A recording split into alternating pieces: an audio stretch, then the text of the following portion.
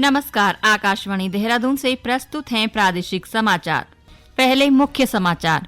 प्रदेश के पहाड़ी जिलों में बेहतर स्वास्थ्य सुविधाएं उपलब्ध कराने के लिए राज्य सरकार ने विशेषज्ञ और अति विशेषज्ञ डॉक्टरों की तैनाती की। मुख्यमंत्री पुष्कर सिंह धामी ने खटीमा गोलीकांड में शहीद उत्तराखंड आंदोलनकारियों को श्रद्धांजलि दी। रोजगार सृजन करने में उत्तराखंड देश भर में दूसरे स्थान पर। राज्य ने रोजगार सृजन में पिछले वर्ष की तुलना में 28% वृद्धि दर्ज की। और भारत के सौर मिशन आदित्य L1 के प्रक्षेपण की गिनती आज आंध्र प्रदेश के श्रीहरिकोटा में शुरू होगी। समाचारों के साथ मैं नीता कांडपाल। अब समाचार विस्तार से। प्रदेश के पहाड़ी जिलों में बेहतर स्वास्थ्य सुविधाएं उपलब्ध कराने के लिए राज्य सरकार ने विशेषज्ञ और अति विशेषज्ञ डॉक्टरों की तैनाती की है। स्वास्थ्य सचिव डॉक्टर आर राजेश कुमार ने बताया कि राष्ट्रीय स्वास्थ्य मिशन की योजना U-VPay के माध्यम से स्पेशलिस्ट डॉक्टरों की संविदा पर तैनाती की गई है। उन्होंने कहा कि स्पेशलिस्ट और सुपर स्पेशलिस्ट डॉक्टरों की तैनाती से राज्य के दूरस्थ क्षेत्रों में रहने वाले लोगों को बेहतर स्वास्थ्य सुविधाएं मिल सकेंगी। उन्होंने कहा कि पहले चरण में पैथोलॉजिस्ट, गायनेकोलॉजिस्ट, एनेस्थेटिक सर्जन, पीडियाट्रिस्ट और ऑर्थोपेडिक के 24 डॉक्टरों का चयन कर उनकी तैनाती के निर्देश जारी कर दिए गए हैं। सचिव स्वास्थ्य ने बताया कि यह सभी भर्तियां राष्ट्रीय स्वास्थ्य मिशन के तहत संविदा पर की जा रही हैं। मुख्यमंत्री पुष्कर सिंह धामी ने ऊधम सिंह नगर के खटीमा में उत्तराखंड आंदोलन के दौरान शहीद आंदोलनकारियों की स्मृति में आयोजित श्रद्धांजलि कार्यक्रम में हिस्सा लिया। इस दौरान उन्होंने राज्य आंदोलन में बलिदान देने वाले शहीद आंदोलनकारियों को श्रद्धांजलि दी। उन्होंने खटीमा गोलीकांड की 29वीं बरसी पर पृथक राज्य निर्माण के लिए अपने प्राणों का बलिदान देने वाले शहीदों को श्रद्धांजलि देते हुए कहा कि राज्य निर्माण में शहीद आंदोलनकारियों के बलिदान को कभी नहीं भुलाया जा सकता। आंदोलन करने वाले हमारे आंदोलनकारियों के ऊपर किस प्रकार से यहाँ पर गोलियां चलाई गई, किस प्रकार से बर्बरतापूर्वक लाठीचार्ज किया गया और 7 लोग शहीद। आज का दिन ये कोई हमारे लिए खुशी का दिन नहीं है। आज का दिन हमें उन सब का स्मरण कराता है कि कितनी कठिन स्थितियों में, कठिन परिस्थितियों में ये राज्य हमको प्राप्त हुआ है। और जो हमारे 7 शहीद हैं, निश्चित रूप से उन्होंने अपना सर्वोच्च बलिदान देकर हमारे राज्य निर्माण का जो मार्ग है प्रशस्त किया। और ये कसक हमारे दिल में है, हमेशा रहेगी कि हमने अपने अलग राज्य के पुलिस के अत्याचार को सहा, अपने बीच के अपने स्नेही जनों को, अपने पारिवारिक जनों को हमने खोया है। ऋषिकेश के शिवपुरी, कयार की तपोवन, हैवल घाटी और आसपास क्षेत्रों में 2 सप्ताह से बंद कैंपों का संचालन आज से शुरू हो गया है। 7 दिसंबर तक के लिए कैंपों की ऑनलाइन बुकिंग भी फुल हो गई है। कैंपों का संचालन दोबारा शुरू होने से कैंप व्यवसायियों के चेहरे खिल उठे हैं। गौरतलब है कि 12 अगस्त को यमकेश्वर ब्लॉक में हुई मूसलाधार बारिश से गंगा और उसकी सहायक नदियां उफान पर होने से पौड़ी पुलिस प्रशासन ने पर्यटकों की सुरक्षा के लिहाज से 31 अगस्त तक कैंपों के संचालन पर रोक लगा दी थी।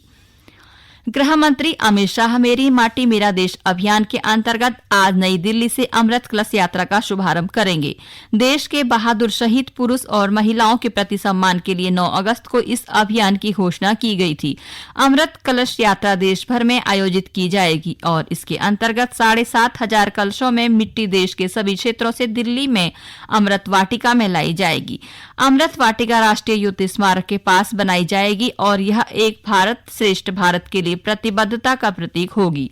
प्रधानमंत्री नरेंद्र मोदी ने पिछले महीने आकाशवाणी से प्रसारित अपने मन की बात कार्यक्रम में कहा था कि सितंबर में यह अभियान शुरू किया जाएगा और इसमें देश के हर गांव के हर घर से मिट्टी लाई जाएगी। उन्होंने कहा था कि देश की पवित्र माटी को हजारों अमृत कलशों में रखा जाएगा। अक्टूबर की समाप्ति पर हजारों लोग अमृत कलश यात्रा के साथ राजधानी दिल्ली पहुंचेंगे। देहरादून हवाई अड्डे को बेहतर कार्बन उत्सर्जन के प्रबंधन के लिए अंतर्राष्ट्रीय विमान क्षेत्र परिषद ACI ने उच्च वैश्विक मानक ग्रीन एनर्जी लेवल 2 का दर्जा दिया है। यह दर्जा हर प्रकार के संक्रमण को रोकने के लिए किए गए उपायों के लिए दिया जाता है। ACI की ओर से एयरपोर्ट पर कार्बन मान्यता कार्यक्रम के तहत देहरादून हवाई अड्डे को यह दर्जा मिला है। ये समाचार आकाशवाणी के देहरादून केंद्र से प्रसारित किए जा रहे हैं। ताजा समाचार के लिए आप हमारे फेसबुक पेज आकाशवाणी समाचार उत्तराखंड और Twitter handle @AIR News _DDN को फॉलो कर सकते हैं। ये समाचार YouTube चैनल आकाशवाणी समाचार उत्तराखंड को सब्सक्राइब कर सुने जा सकते हैं। साथ ही ये समाचार आकाशवाणी की वेबसाइट www.newsonair.gov.in/उत्तराखंड पर भी उपलब्ध हैं। प्रदेश ने 6 महीनों में रोजगार सृजन में पिछले वर्ष की तुलना में 28% वृद्धि दर्ज की है। इसके साथ ही उत्तराखंड रोजगार सृजन में देश में दूसरे नंबर पर आ गया है। मुख्यमंत्री पुष्कर सिंह धामी ने इस उपलब्धि पर युवाओं को बधाई दी। उन्होंने कहा कि प्रधानमंत्री नरेंद्र मोदी के नेतृत्व में उत्तराखंड रोजगार सृजन के क्षेत्र में तेजी से आगे बढ़ रहा है। मुख्यमंत्री ने कहा कि हाल में जारी औपचारिक रोजगार सृजन के आंकड़ों में उत्तराखंड की वृद्धि दर वर्ष 2022 के मुकाबले वर्ष 2023 में जनवरी से जून के बीच 28.6% दर्ज की गई है। आंकड़ों में 33% बढ़ोतरी के साथ असम पहले, जबकि उत्तराखंड दूसरे, बिहार तीसरे, झारखंड चौथे और हिमाचल 5वें स्थान पर है। भारतीय अंतरिक्ष अनुसंधान संगठन इसरो के अध्यक्ष एस सोमनाथ ने कहा कि उनका संगठन देश के महत्वाकांक्षी सौर मिशन आदित्य L1 के कल होने वाले प्रक्षेपण के लिए पूरी तरह तैयार है। इस मिशन के प्रक्षेपण की गिनती आज शुरू होगी। यह सूर्य के अध्ययन के लिए अंतरिक्ष में भारत की पहली वेधशाला होगी। इसे आंध्र प्रदेश के श्रीहरिकोटा से कल दिन में 11:50 पर भेजे जाने की संभावना है। आदित्य L1 को पृथ्वी से 15 लाख किलोमीटर की दूरी लैग्रेंज पॉइंट L1 पर स्थापित किया जाएगा।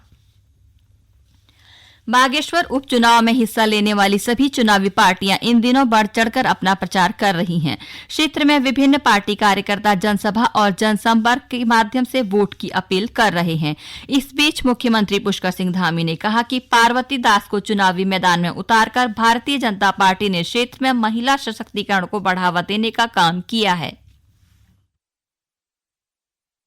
बागनाथ जी की भूमि पर ये चुनाव हो रहा है और अचानक इस प्रकार से स्थितियां पैदा हुई। हमारे स्वर्गीय चंदन रामदास जी, जिन्होंने उस क्षेत्र के अनेक विकास योजनाओं को आगे बढ़ाया था, उनके निधन के बाद इस चुनाव में हमको जाना पड़ा और इस चुनाव में पहली बार मातृशक्ति के रूप में उनकी धर्मपत्नी पार्वती दास जी को मैदान में हैं। वो चूंकि बागेश्वर की जनता के पास एक ऐसा अवसर है कि समाज में जहां हम मातृशक्ति के स्वावलंबन के लिए, मातृशक्ति के सशक्तिकरण के लिए काम कर रहे हैं, तो एक मातृशक्ति के रूप में एक महिला को पहली बार विधायक चुनने का अवसर है, पहली बार अपना उस क्षेत्र से विधानसभा में भेजने का अवसर है। मेरा बिल मेरा अधिकार योजना आज से शुरू हो गई है। इस योजना के तहत लोगों को सभी वस्तुओं की खरीद का बिल लेने का प्रोत्साहन दिया जाएगा। योजना का उद्देश्य आम जनता के व्यवहार में और समाज में सांस्कृतिक परिवर्तन लाना है, ताकि लोग चीजें खरीदने पर बिल लेने को अपना अधिकार समझें। योजना के तहत उपभोक्ता को 1 करोड़ रुपए का पुरस्कार दिया जाएगा। GST पंजीकृत आपूर्तिकर्ताओं से उपभोक्ताओं को जारी सभी बिजनेस टू कस्टमर इनवॉइस योजना के पात्र होंगे। न्यूनतम 2,000 रुपए के बिल को लकी ड्रॉ में शामिल किया जाएगा।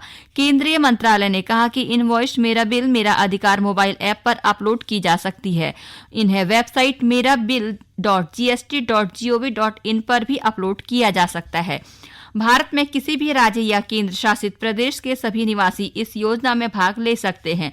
एक व्यक्ति लकी ड्रॉ में भाग लेने के लिए 1 महीने में अधिक से अधिक 25 बिल अपलोड कर सकता है। योजना के तहत सरकार हर महीने 10,000 रुपए का पुरस्कार देने के लिए 800 लोगों का चयन करेगी। बम्पर ड्रॉ हर 3 महीने में होगा। इसके लिए 2 लोगों को 1 करोड़ रुपए का पुरस्कार दिया जाएगा। यह प्रायोगिक योजना 12 महीने तक लागू रहेगी।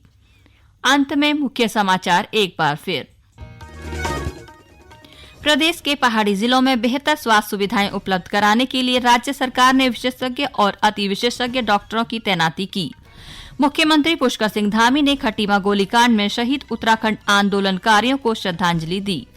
रोजगार सृजन करने में उत्तराखंड देश भर में दूसरे स्थान पर। राज्य ने रोजगार सृजन में पिछले वर्ष की तुलना में 28% वृद्धि दर्ज की। और भारत के सौर मिशन आदित्य L1 के प्रक्षेपण की गिनती आज आंध्र प्रदेश के श्रीहरिकोटा में शुरू होगी। इसी के साथ प्रादेशिक समाचार का ये बुलेटिन समाप्त हुआ। नमस्कार।